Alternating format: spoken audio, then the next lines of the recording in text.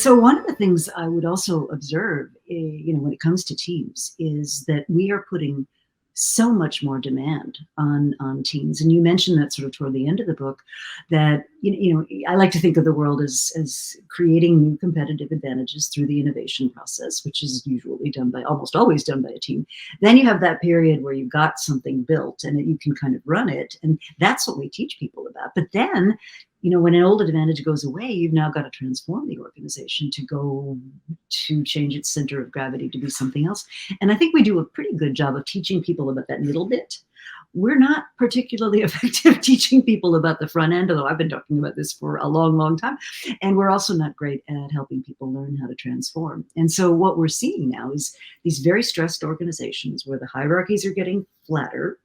So people are moving into these huge jobs, often without the support and the preparation that they might have had in an earlier era. And I think this whole notion of externally focused teams becomes so important, because you talk about creating this almost like lattice-like structure, which is devolved power, right? Where it's not bound to a hierarchy.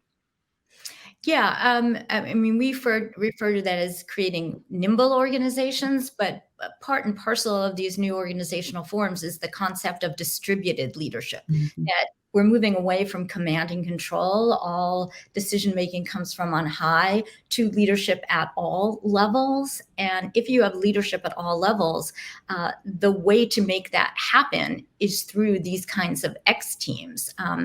Although we don't always use that as a way of re-architecting, if you will, our organizations to be able to be more innovative, to enable those executives who now have a bigger job and need to empower others. How do you do that? People don't always know how to do that. And so xTEAMS provide a vehicle to help move the organization to a more distributed leadership format.